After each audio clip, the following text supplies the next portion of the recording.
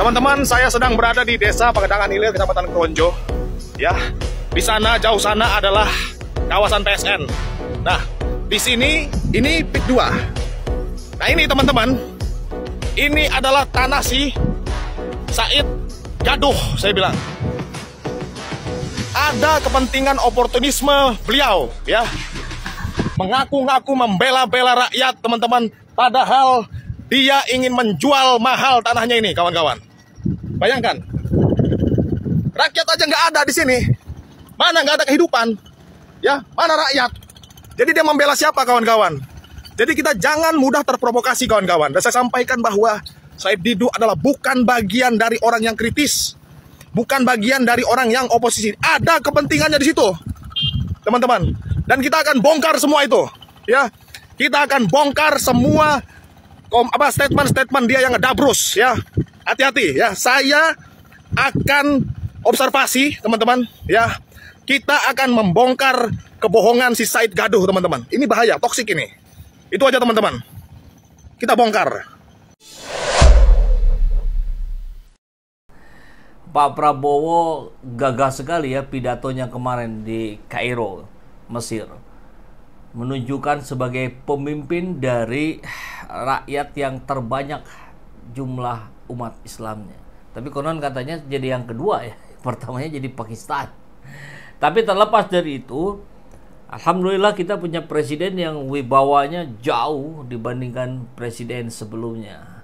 Tapi warisan dari presiden sebelumnya ini yang masih begitu menggelayuti beban negara kita, beban APBN kita, bahkan beban rakyat kita. Ya termasuk PPN 12% kan itu di eranya Jokowi diputuskannya. Sekaligus di eranya ketika PDIP sebagai partai pemenang. Partai pemerintah. Jadi persoalan-persoalan imbas dari ketidaktepatan atau kesalahan kebijakan dari Jokowi, ya inilah menjadi PR kita bersama-sama hari ini. Tinggal pertanyaannya tentu kepada Pak Prabowo, Bapak ada di pihak mana? Kalau kita dengar pidatonya, tentu ada di pihak kami, ada di pihak rakyat. Tapi pembuktian ini yang harus kita lihat. Ini yang kita tunggu-tunggu. Seperti di PIK 2. Ya, bagaimana kemudian Said Didu kita lihat akhirnya dibombardir oleh minimal yang kita ketahuan, yang sudah diketahui ada 3 yang tempo hari menjadi anak abah sekarang menyerang Said Didu. Oh, Said Didu kan punya tanah itu di PIK. Oh, dia pengen harganya dilambungkan segala macam. Oh, tidak semata-mata itu dia membela rakyat Said Didu itu, dan seterusnya dan seterusnya. Padahal sebelum mereka ngomong begitu, Said Didu sudah bilang, ya saya punya tanah, saya sudah ditawar bahkan dengan angka yang sangat fantastis, tapi ditolak. Jawaban Said Didu, lebih baik angka yang Anda tawarkan ke saya, berikan itu pada para nelayan yang rumahnya tergusur. Dahsyat luar biasa ya. Assalamualaikum warahmatullahi wabarakatuh. Sangat menarik. 2 hari terakhir, 17 dan 16 Desember 2024, itu banyak sekali konten kreator yang datang ke empang saya di Kronjo untuk bikin framing dan mengambil rekaman di empang tersebut.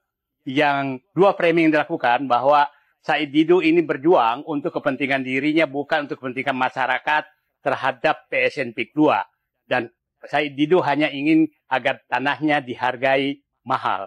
Nah, ini saya ketawa membacanya. Pertama, bahwa tanah saya tersebut tidak pernah saya mau jual.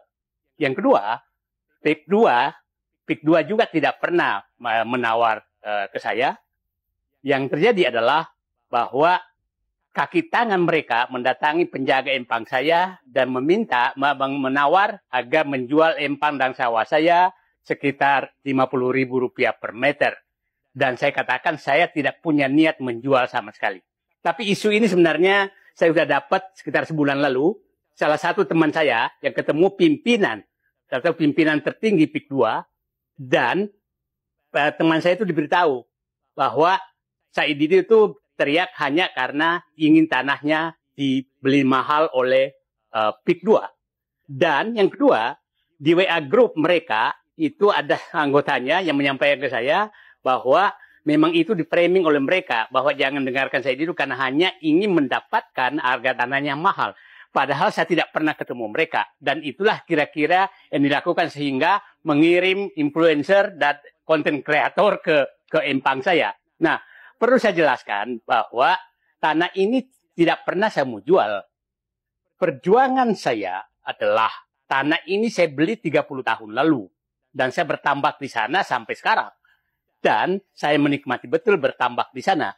Yang menariknya lagi, lucunya, pimpinan PIK 2 itu lebih tahu luas tanah saya daripada saya. Jadi saya menduga bahwa PIK 2 ini dengan kerjasama dengan kepala desa sudah mengetahui semua siapa pemilik tanah.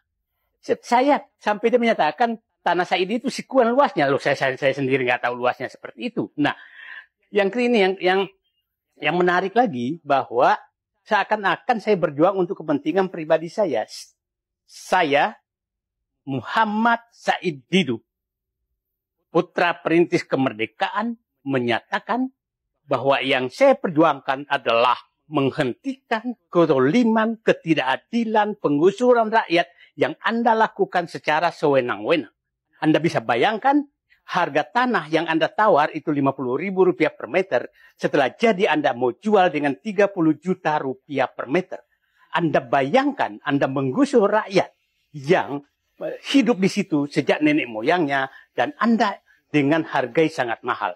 Sekali lagi, saya Muhammad Said Didu tidak akan pernah kendor menghadapi melakukan perjuangan untuk menegakkan keadilan dan kebenaran terhadap kezaliman yang Anda rencanakan lakukan terhadap rakyat Banten.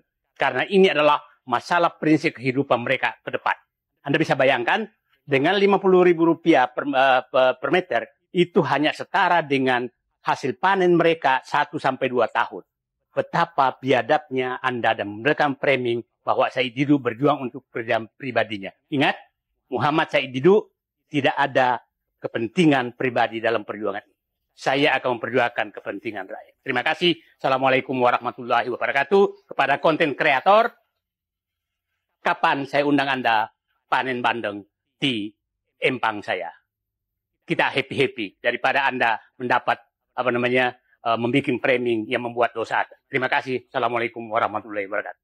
Nah, sekarang ada fakta lagi yang kemudian diungkap dari lapangan bahwa nelayan betul-betul memang tergusur di PIK 2. Di sini rakyat, di sana penindas rakyat.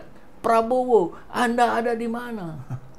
Tentu ini pertanyaan retorik yang tidak perlu jawaban ya. Karena kalau kita mendengar pidato-pidatonya, ya Prabowo ada di pihak kita, ada di pihak rakyat. Tinggal kami menunggu sesegera mungkin bentuk dari kata-katanya tidak sekedar omon-omon, tapi terrealisir. Cabut PSN, status PSN dari PIK 2. Kan itu bisa menjadi satu bukti bahwa Prabowo ada bersama kita. Begitu ya. Nah, coba kita lihat. Ini ada sebuah video yang langsung terjun ke lapangan. Biasanya Bang Said Didu ya yang tak kalah lelahnya, tidak pernah lelah maksudnya, terus mengedukasi, memberikan pemahaman bahwa Anda tuh untung kalau begini loh, Anda rugi tuh kalau begini loh gitu. Nah, sekarang ada juga Mas Eros Jarot juga turun ke lapangan. Ini menarik kita simak ya. Nah, jadi sempat ada pernyataan dari Hendro Priyono ya, yang mengatakan bahwa rakyat, ya kurang lebih lah ya redaksinya, rakyat aman lah, rakyat tidak menjadi korban lah. Nah, ternyata di PIK 2 para nelayannya sendiri yang mengaku bahwa ini sudah sebentar. Abdesi menyatakan dukungan penuh terhadap proyek strategis nasional PIK 2. Ya. Hendro Priyono menegaskan komitmen bersama untuk mendorong pembangunan nasional yang berfokus pada kesejahteraan masyarakat desa. Bisa memberi pekerjaan, rakyat akan dimakmurkan. Benar nggak sih itu? Karena kami juga tidak pernah mendapatkan sosialisasi dengan jelas bahwa ini akan dibangun. Jadi apa. penduduk tuh belum tahu sama sekali. Belum tahu kalau masyarakat ada apa. Yang ada hanyalah penggusuran dan penutupan. Sedangkan Bapak itu mengepalai sekian banyak nelayan. Itu aja nggak tahu ya. Pada akhirnya kan artinya ketika memang ada teman-teman lokal di wilayah yang kerja sebagai security, cleaning service dan sebagainya mungkin ada di sana, mungkin itu jumlahnya hanya 5 naik ke atas, 10 ke bawah. Gitu Tetapi ya. 90 yang lainnya tetap menjadi nelayan dan mengalami sebuah kesulitan untuk berlabuh dan melaut. Itu fakta. Ini bukan era jarang saya bicara ya, Pak Jai. Ya. Nah, Juga ada ya saya bertanggung jawab itu karena Nah. fakta yang realita yang saya alami ya, sering mendapatkan surat untuk mengosongkan lahan Dari siapa tuh? dari pemerintah Kabupaten Tangerang. Oke. Yang katanya ini program Kementerian PUPR, tapi kami pernah ke sana, ternyata di sana tidak ada proposal masuk yang disetujui.